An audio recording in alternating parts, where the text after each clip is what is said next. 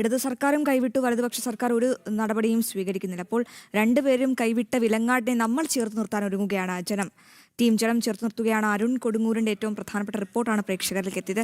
ഇതൊന്ന് അരുണുണ്ട് അമലെ. അതെ അരുൺ, ആ ഒരു ലാസ്റ്റ് സെന്റൻസിൽ പറഞ്ഞതുപോലെ തന്നെ ഇവരോട് വേണ്ടിയിരുന്നില്ല ഈ ക്രൂരത, അങ്ങനെ പറഞ്ഞാണ് റിപ്പോർട്ട് അവസാനിപ്പിക്കുന്നത്. അത് തന്നെയാണ് കാരണം സ്വന്തം ആ ഒരു ഭൂമി, സ്വന്തമായി ഉണ്ടായിരുന്ന ഭൂമിയിൽ എല്ലാം നഷ്ടപ്പെട്ടവരാണ്.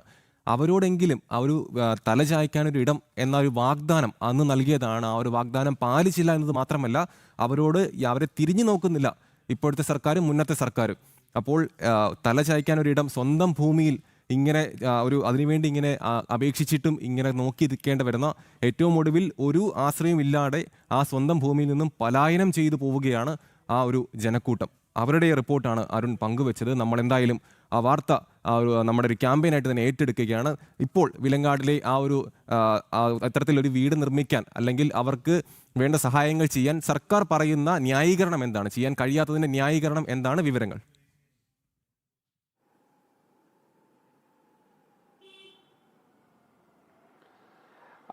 അമല്, അശ്വതി, ഏറ്റവും മാനുഷികമായ പരിഗണന അർഹിക്കുന്ന ഒരു ആളുകൾ തന്നെയാണ് ഇവർ. കാരണം ഈ വിലങ്ങാടാണെങ്കിലും അതോടൊപ്പം തന്നെ ഈ വയനാട്ടാണെങ്കിലും ഈ പ്രകൃതി ദുരന്തമുണ്ടായ ഇടത്തേക്ക് നമ്മൾ വീണ്ടും ചെല്ലുമ്പോഴാണ് അവർ അനുഭവിക്കുന്ന ആ ഒരു വലിയ യാതനകൾ, അവരനുഭവിക്കുന്ന പ്രയാസങ്ങൾ അത് നമുക്ക് മനസ്സിലാക്കാൻ കഴിയും. കാരണം അത്ര വലിയ പ്രതിസന്ധികളിലൂടെയാണ്, സമാനതകളില്ലാത്ത പ്രതിസന്ധി എന്ന് പലപ്പോഴും നമ്മൾ പറയാറുണ്ട്.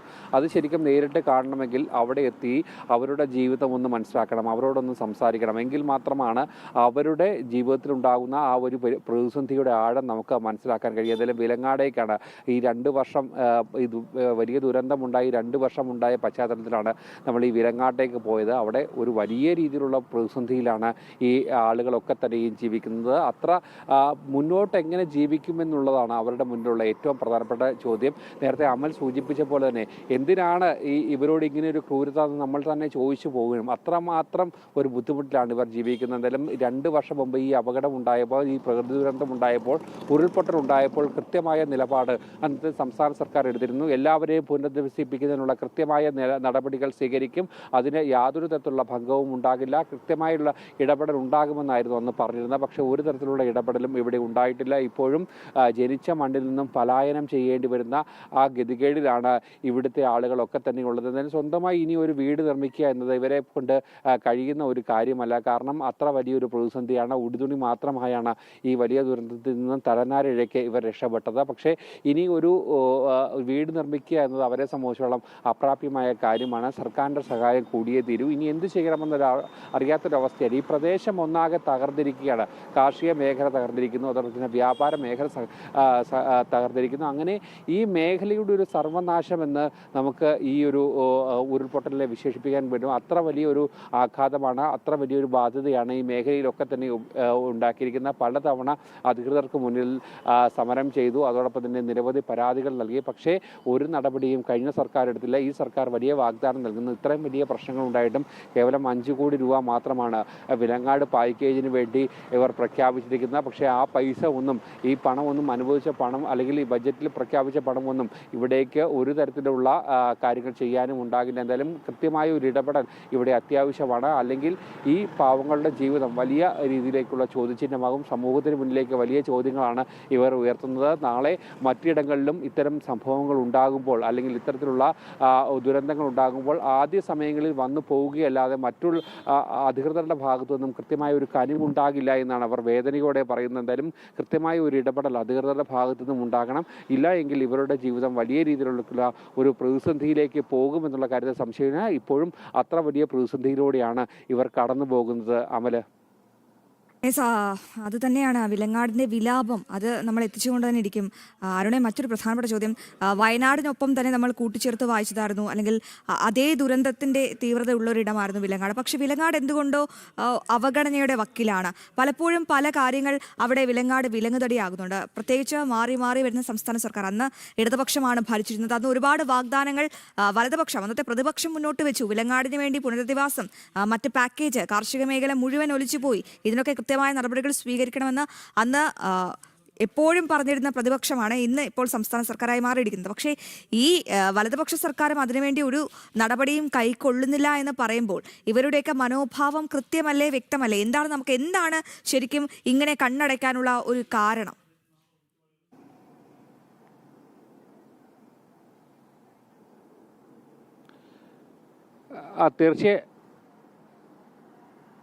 തീർച്ചയായും അത് തന്നെയാണ് ഏറ്റവും പ്രധാനപ്പെട്ട ഒരു ചോദ്യം കൂടി. എന്തുകൊണ്ടാണ് ഈ ക്രൂരത, എന്തുകൊണ്ടാണ് ഈ അവഗണന എന്നുള്ളതാണ് ആ നാട്ടുകാരും ചോദിക്കുന്നത്. എന്തായാലും കൃത്യമായ ഒരു ഇടപെടൽ ഉണ്ടാകണം. ഇല്ല എങ്കിൽ വീണ്ടും തെരുവിലിറങ്ങി സമരം ചെയ്യുകയില്ല. നീതി വേണം, തങ്ങൾക്ക് ജീവിക്കാൻ മുന്നോട്ട് പോകണം. മറ്റു മാർഗങ്ങളൊന്നും തങ്ങളുടെ പക്കലില്ല.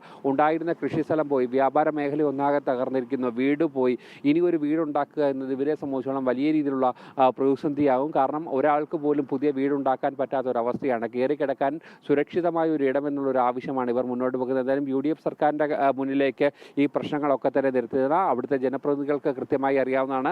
ഇപ്പോഴത്തെ മുഖ്യമന്ത്രി VD സതീശൻ അന്ന് ഈ ദുരന്തം നടന്ന സമയത്ത് അന്നത്തെ സർക്കാരിനെ പഴിച്ചുകൊണ്ട് വലിയ വിമർശനങ്ങളൊക്കെ തന്നെ ഉന്നയിച്ചിട്ടുണ്ട്. പക്ഷേ അദ്ദേഹത്തിൻ്റെ മന്ത്രിസഭയുടെ തുടക്കകാലത്തിൽ പോലും വലിയ ചെറിയ പ്രഖ്യാപനങ്ങൾ, അതായത് 5 കോടിയുടെ ഒരു പ്രഖ്യാപനത്തിനപ്പുറത്തേക്ക് ക്രിയാത്മകമായ ഒരു ഇടപെടലും ഉണ്ടായിട്ടില്ല. എന്തായാലും സമഗ്രമായി ഈ പ്രദേശത്തിൻ്റെ വിഷയങ്ങൾ പഠിച്ചുകൊണ്ട് സമഗ്രമായി മുന്നോട്ട് പോയില്ല എങ്കിൽ ഈ പ്രദേശം ഒന്നാകെ മാറുകയാണ്. ഇപ്പോൾ തന്നെ നമുക്ക് കാണാം, ആ ഒരു പ്രദേശത്തേക്ക് ആരും എത്താത്തൊരവസ്ഥയാണ്, ആരും തിരിഞ്ഞു നോക്കാത്തൊരവസ്ഥയാണ്. കുറച്ച് കുടുംബങ്ങൾ, കുറച്ച് ജീവനുകൾ അവിടെ താമസിക്കുന്നു എന്നതിനപ്പുറത്തേക്കാണ് ഒരു തരത്തിലുള്ള ഇടപെടലും അവിടേക്ക് അധികൃതരുടെ ഭാഗത്തു നിന്നും ഉണ്ടാകുന്നില്ല. അത് നിരന്തരമായി തന്നെ ഒരു 5 വാർത്തയായി തന്നെയാണ് അവിടുത്തെ പ്രശ്നങ്ങൾ നമ്മൾ ഓരോന്നായി പ്രേക്ഷകരുടെ മുന്നിലേക്ക് എത്തിക്കുന്നത്, അധികൃതരുടെ മുന്നിലേക്ക് എത്തിക്കുന്നത്. എന്തായാലും കൃത്യമായ ഒരു ഇടപെടലാണ് അവിടെ ആവശ്യമായിട്ടുള്ളത്. അത്ര വലിയൊരു പ്രതിസന്ധിയിലൂടെയാണ് ഇവർ കടന്നു പോവുകയും ചെയ്യുന്നത്. മറ്റൊരു പ്രധാനപ്പെട്ട കാര്യം, ഈ 5 കോടി രൂപയ്ക്ക് അപ്പുറത്തേക്ക് ഒരു സമഗ്രമായ ഒരു പാക്കേജ് അത് നടത്തിയാൽ മാത്രമേ ഈ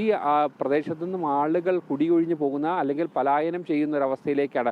ഇപ്പോൾ തന്നെ നിരവധി കുടുംബങ്ങൾ പലായനം ചെയ്തുകൊണ്ടിരിക്കുകയാണ്. ഇനിയും കൂടുതൽ കുടുംബങ്ങൾ അതിനെ തയ്യാറായിരിക്കും. മറ്റൊരു പ്രധാനപ്പെട്ട കാര്യം, ആ വാർത്തയിൽ സൂചിപ്പിച്ച പോലെ തന്നെ പ്രാണഭയത്തോടെ അല്ലാതെ ഇവിടെ ജീവിക്കാൻ കഴിയാത്തൊരവസ്ഥയാണ് നിലവിൽ ഉള്ളത്. കാരണം ഒരു ചെറിയ മഴ പെയ്താൽ പോലും ഇവർക്ക് വലിയ ആശങ്കയാണ്. കാരണം അന്ന് അത്ര വലിയ ഒരു ദുരന്തത്തിന് മുന്നിലാണ് ഇവർ പകച്ചു നിന്ന് പോയത്. എന്ത് ചെയ്യണമെന്നറിയാത്ത നിസ്സഹായ അവസ്ഥയായിരുന്നു അവർക്ക് മുന്നിലുണ്ടായിരുന്നത്.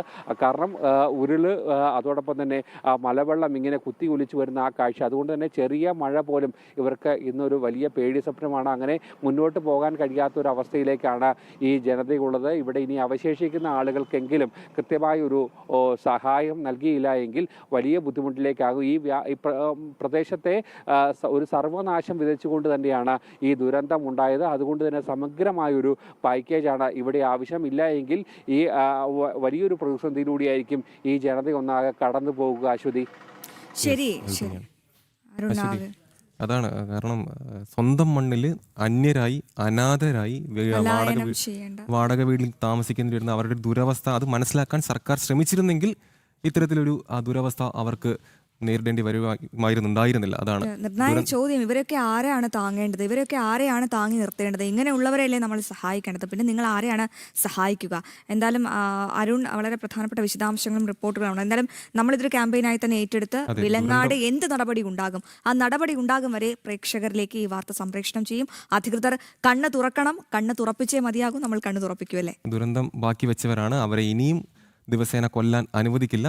ജനം TV ഈ ഒരു ക്യാമ്പയിനായിട്ട് ഏറ്റെടുക്കുകയാണ്. ദിവസേന ഇനി ഇതിനെപ്പറ്റിയുള്ള വാർത്തകൾ ഉണ്ടാകും. ഒരു നടപടി ഉണ്ടാകുന്നത് വരെ നമ്മൾ പോരാടും.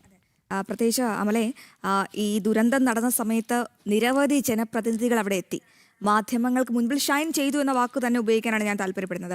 അന്ന് നമുക്കൊക്കെ തന്ന ബൈറ്റ് എത്രയും പെട്ടെന്ന് നടപടി ഉണ്ടാകും. അത് ഇടതുപക്ഷമായിക്കോട്ടെ, വലതുപക്ഷമായിക്കോട്ടെ, ഏത് ജനപ്രതിനിധിയും ആയിക്കോട്ടെ. അന്ന് പറഞ്ഞ വാചകങ്ങൾ അങ്ങനെയൊക്കെയാണ്. പക്ഷേ റോഡും പാലവും അടക്കമുള്ള അടിസ്ഥാന ഗതാഗത സൗകര്യങ്ങൾ വരെ സ്തംഭിച്ചു, അല്ലെങ്കിൽ എല്ലാം തകർന്നു. അതുപോലും ഒന്ന് ശരിയാക്കാൻ ഉള്ള ഒരു നിലപാട് അല്ലെങ്കിൽ ആ ഒരു നടപടി പോലും സ്വീകരിച്ചിട്ടില്ല. അതും നിർണായകമായ ഒരു കാര്യം തന്നെയാണ്. അപ്പോഴാണ് ഇത്തരത്തിൽ പലായനം ചെയ്യേണ്ടി വരുന്ന അവരുടെയൊക്കെ ഒരു അവസ്ഥ. ഇത് നടക്കുന്നത് നമ്മുടെ കേരളത്തിൽ തന്നെയാണ്.